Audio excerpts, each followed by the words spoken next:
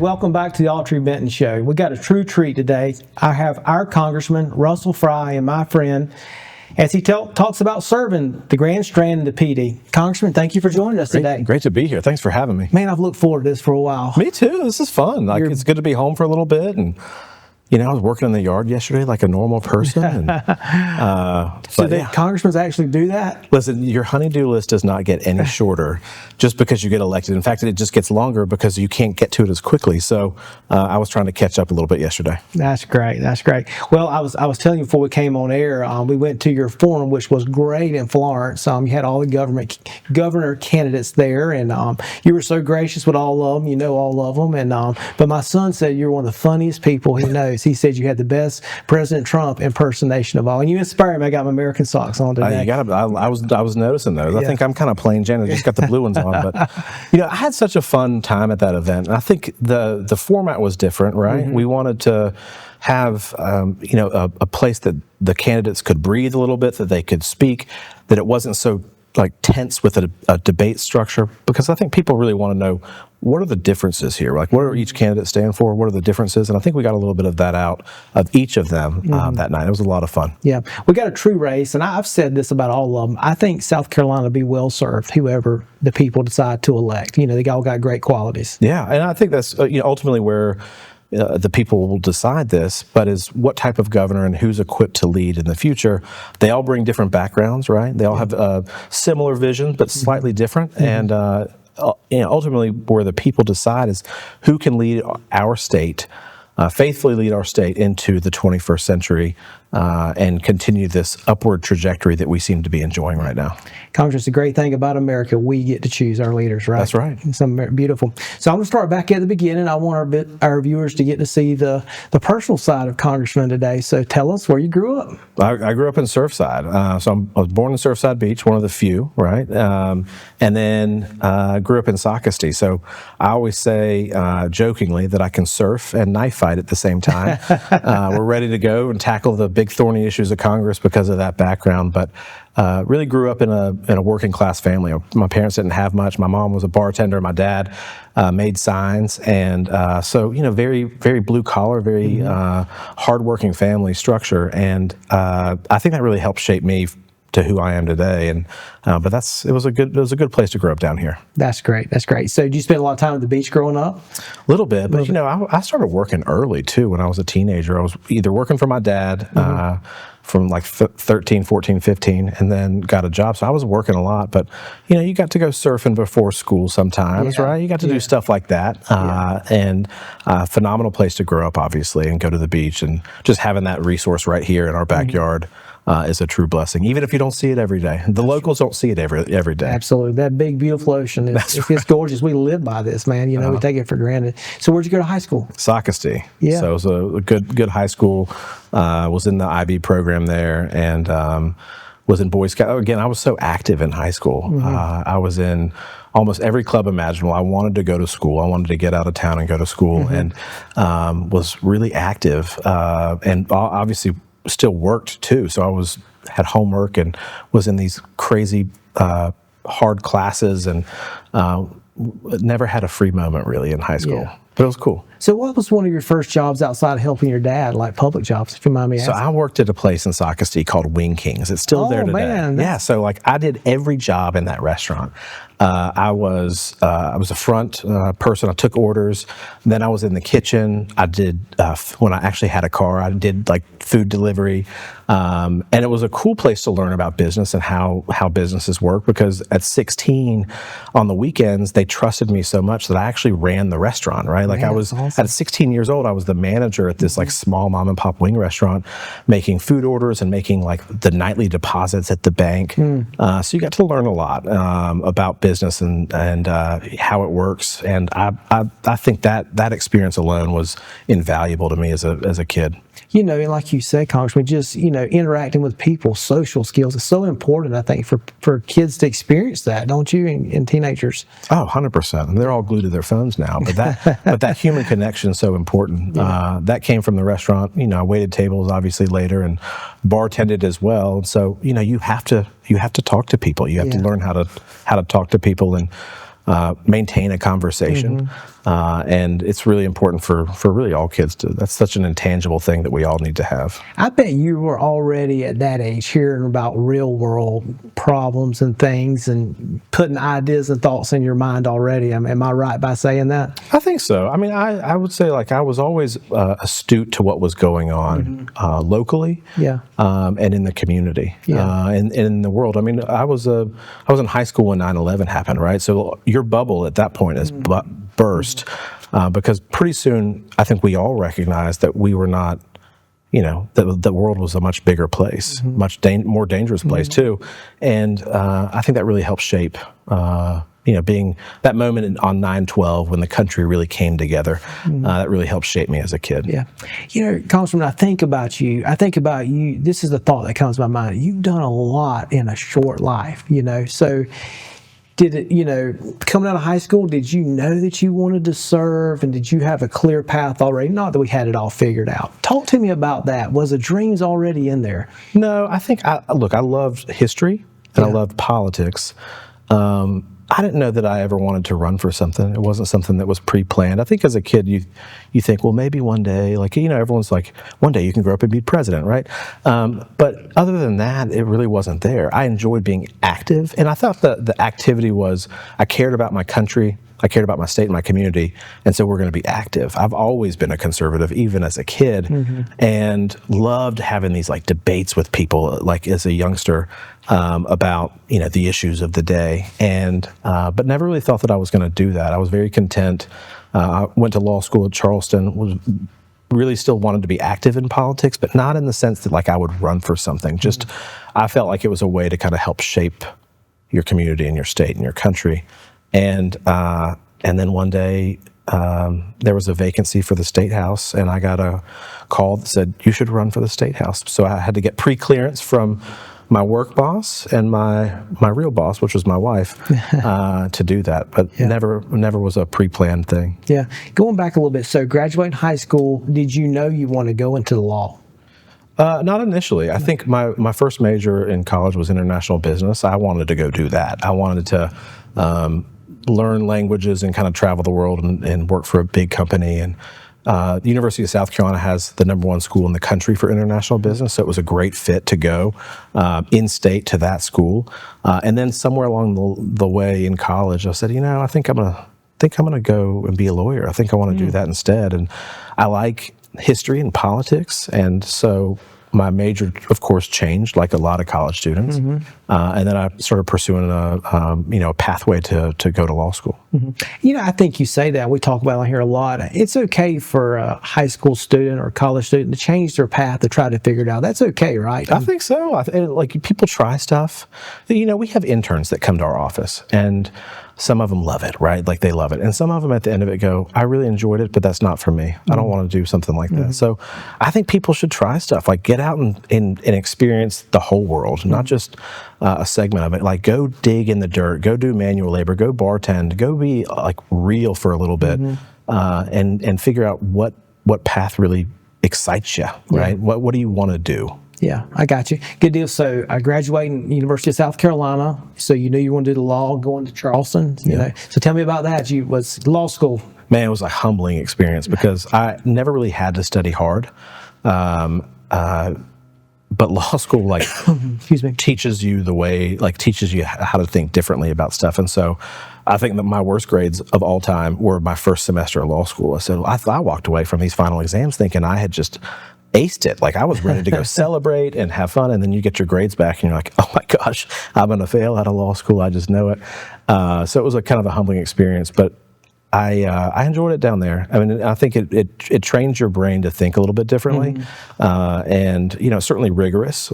Students who go through the law school curriculum kind of become a little neurotic sometimes, and it's a little bit of a crazy time. But I enjoyed the experience, particularly in Charleston, and it's where I met my wife. So it's a great place to go. I appreciate it. My daughter's actually a 1L at Charleston Law now, and she's like, Dad, it's boot camp. It's rough. Yeah. So she's trying to get through it. So tell us about meeting your wife.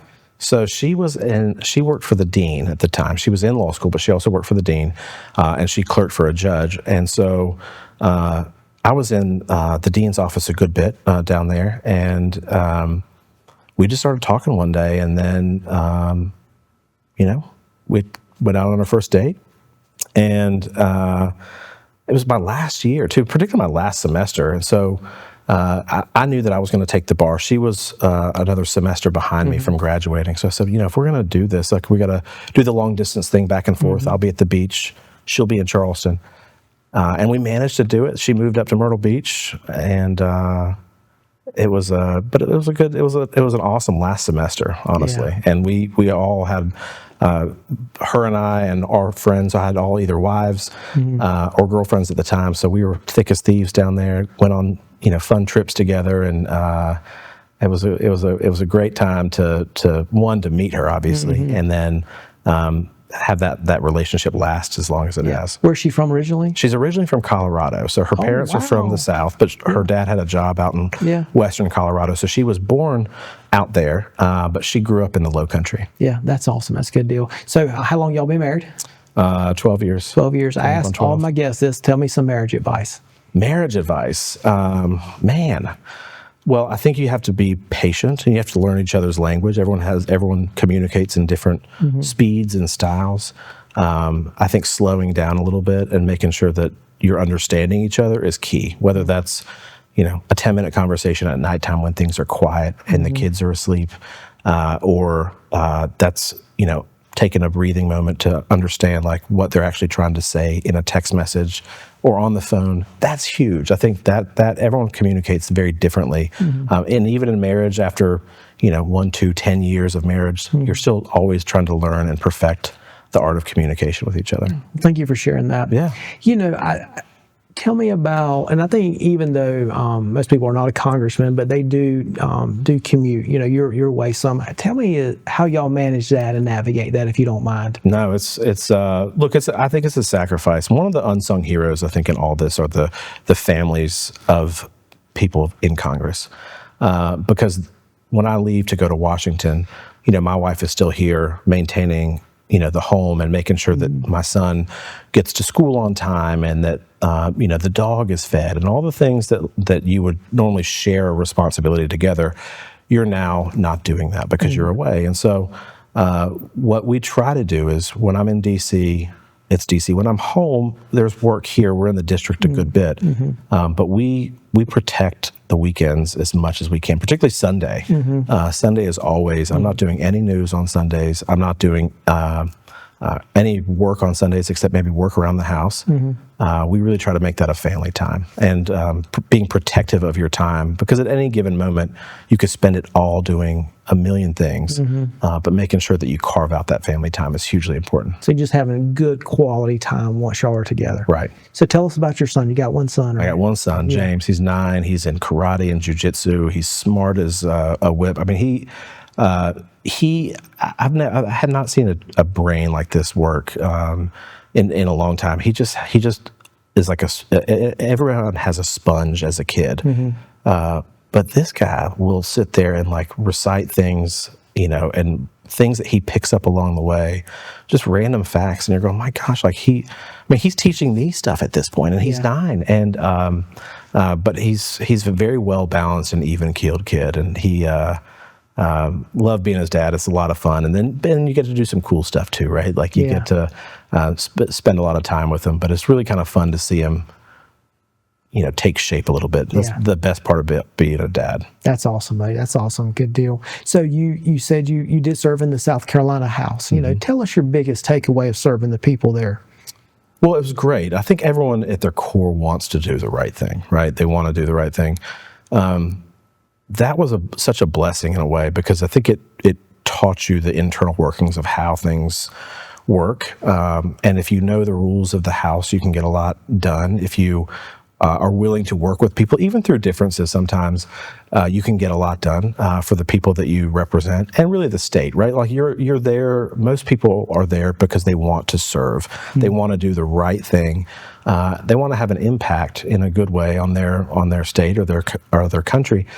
So I love the intangible parts of that, where you got to know people and you got to work on some nitty gritty issues, things that are I say relatively mundane to the average person, but maybe have a big impact on an element of our state. That was, to me, was always the benefit, and I really enjoyed kind of clearing the deck, if you will, cutting through the noise and being laser focused on what the actual problem was that a constituent might be facing.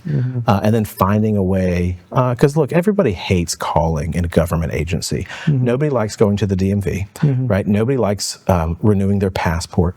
Nobody likes getting a call from the IRS. And so in whatever agency you deal with, it's always very frustrating. People feel overwhelmed. It's your job when they come into your office or they call you or they email you to help them navigate that with them. Wow, I think that's great. That's so good. So what propelled you to run for the United States Congress? Obviously, it was a nationally focused race.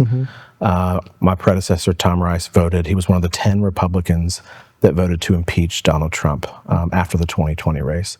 And I looked at that moment as a career-defining vote, that the district in which Mr. Rice represented never wanted their congressman to vote that way, but he did it anyway. And I watched the response of it, and it really was just very tone deaf to me. And that the people who put their faith in you to be the conservative backbone now feel incredibly let down. But I also knew it was a big step. Like wrestling with it, I was the majority whip in the state house at the time. Like you were starting to pass a lot of legislation on your own, and so it was a step. That is this the right time? Should I do it? If I run and lose, I have just at this point walked away from a legislative career in the state house that was actually starting to take shape in a good way. And so some soul searching, but I looked at it and said, you know what? If I go home, great. If I go to Congress, great. But somebody needs to be able to take him on and make that case that the district is better served by electing somebody else. And so eventually, when I got my work deck kind of cleared off and the state house was out, we announced in kind of about a year process of just grinding through the mechanics of an election. That's great. Kind of a personal question, do you remember having that conversation with your wife for the first time when you were kind of felt the tug? Yeah, I did. And it was the same thing as that the state house was, said, hey baby, I've got this wild idea. I'm thinking about running for Congress, but I don't want to do it if you don't want me to do it. And she's like, you have to do this. Like, you have to run. That's great. I'm like, no, I want you to calm me down a little bit, right? Yeah. But she was so gung-ho about it. Great. She said, somebody's got to do the right thing here. Amen. So it was a wild race. And again, I ultimately got the Trump endorsement, but I didn't start out that way. I had zero money in a campaign account. I had no idea what I was doing, other than just having run a state house race. But Congress is so much, the terrain is so much bigger. And you're running against a guy with $2 million in his campaign account. Like, it's a kind of a daunting prospect to just on a chance that you might win. Yeah. But I'm glad I did it. Well, and I want to compliment you now. One thing, all the things I love about you, you're always calm and you're always in control. And I don't think that ever fazed you at all. No. You set your mind to the task and you were all in. Well, I love proving doubters wrong, right? I love, we didn't grow up with much. We didn't grow up with like a wealthy family. I didn't have a lot of means, if you will. And so when people are like, oh, you shouldn't run, why don't you focus on this or do that first? I love like moments like that because they actually just get me really jacked up in a good way. Yeah. Like, it's a motivational thing. It's like, we're going to go prove everybody wrong. Like, everyone says you can't do this, you're too young or you're too inexperienced, or heck, our founding fathers were like, in their early 20s. If they can run and they can put forth such a profound document as our Constitution, I think young people absolutely can and should be a part of the discussion in local, state, and federal government. Yeah.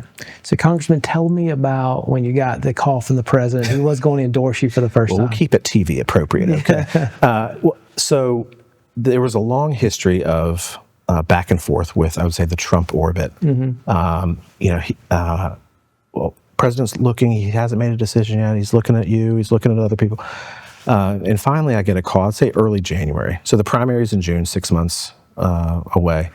And they said, if you get a call from a blocked number, you should pick it up. I said, okay. So I began to answer block number calls, which at this point are, do you want an extension on your car warranty? Do you want a credit card in Canada? Like, I don't know. Like, you were getting all types of crazy calls.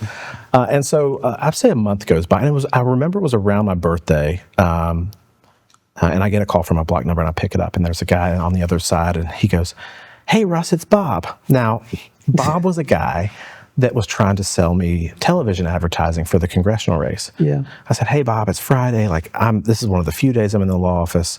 Can I call you back later?" He's like, "Sure." So I'm on the way home. I'm already running late. My son's birthday party's the next day, and I'm running late to fill up balloons. I get a call from a block number, but I had just left the office, and I look at my phone, and I'm going, "Man, Bob, like, I just told you that I would call you later, but I've got 20 minutes in the car. I'll pick up the phone." So, "Hey, man, what's up?" And that's how you answer the phone. Because I think it's Bob. I think it's Bob. And Russell Fry, this is Donald Trump. And you have this moment, you just answered the phone to the president. You're in the car? Yeah, I'm in the car. So I just answered the phone to the president. "Hey, man, what's up?" And so you're kind of swerving all over the road a little bit. You're just shocked. And I pull over into Sam's Corner, or Sam's Club parking lot. And he proceeds to talk for like 30, 40 minutes. I interject occasionally, right? Like, but he's doing a Trump rally on the phone with me. Yeah. And it was such a cool moment. And I just remember like feeling my wife texting me, but I was not moving that phone from my ear. Like, just, there was no way that service was going to get interrupted. I'm not going to move. I'm not going to breathe. I want to have this moment on the call. And so at the end of it, he's like, "Okay, we're going to endorse you on Monday. We'll give you the statement ahead of time. If you want to change it, you can. I'm ready to go. We're going to do everything we can to make sure that you win." And I said, "I appreciate that, sir." And he said, "Do me a favor." I said, "Sure, what's that?" He said, and I'm going to say this for TV, "Just go win." Yeah. He said some other things, but just go win. Yeah. And I said, "Yes, sir." So I get off the phone, and I just sit there for a moment, and I call my wife, and I said, she's like, "Where are you?" Because again, I'm supposed to be blowing up balloons. Yeah. I said, "Well, I'm still in Myrtle Beach." She said, "Are you serious?" I said, "Well, I just got a call." "What do you mean you just got a call?" "I just got the call. I just got the call." "From the president?" "Yes." And so that was kind of how it started. But your nerves had to be shot. You're just exhausted. Like, you just went through this.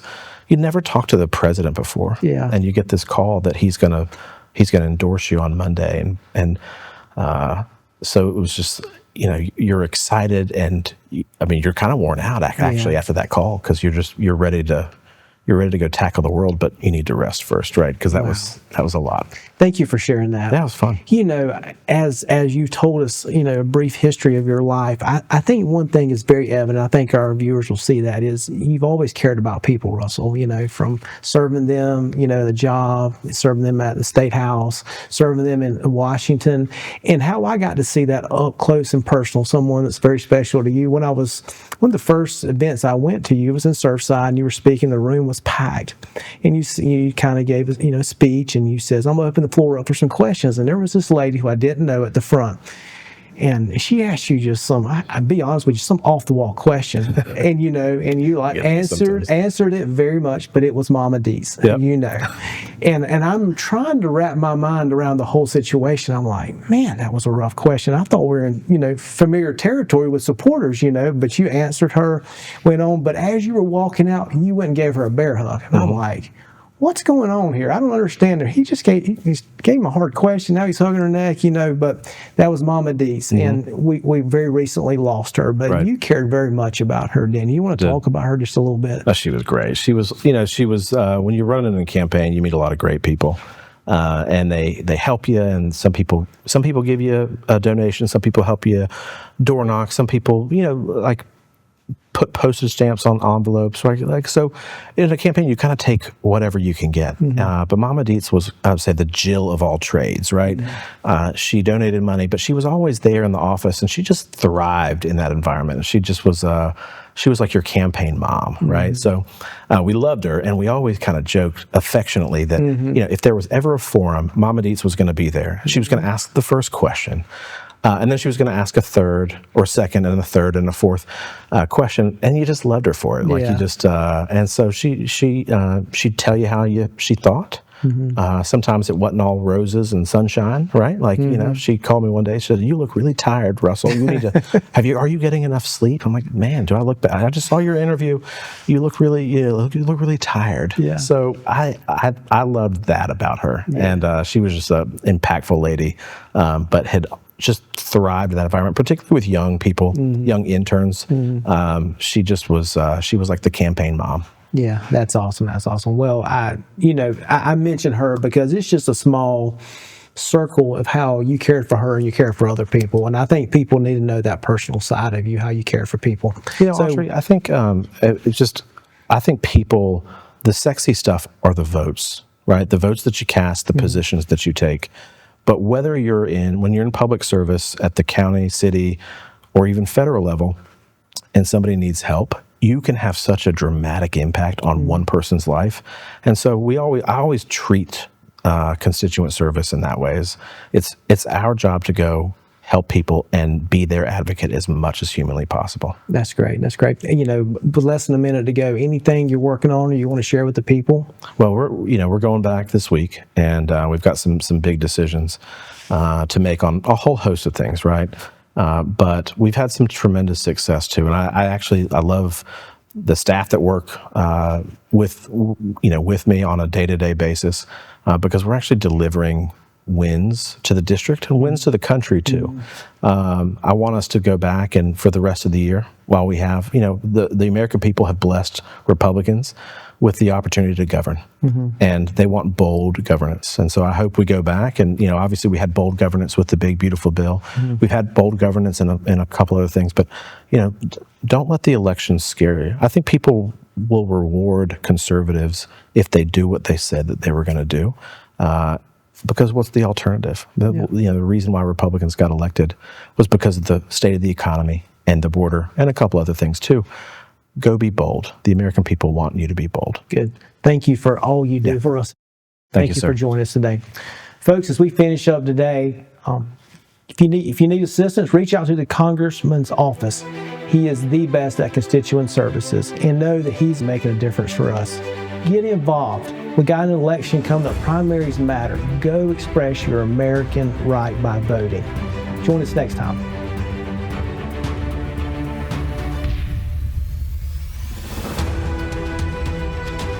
Friends, quick reminder, on May 28th at the historic Peanut Warehouse, we're having the Horry County Stump Meeting Primary Edition. I'm partnered with my friends at the Horry County Conservative Alliance as we're inviting the candidates running for Republican office in Horry County to come out and tell us what they stand for and to make their plea to you, the voters. So make sure you go to my socials and get your free ticket as we get ready for the Horry County Stump Meeting. Doors open at 5, meeting starts at 6.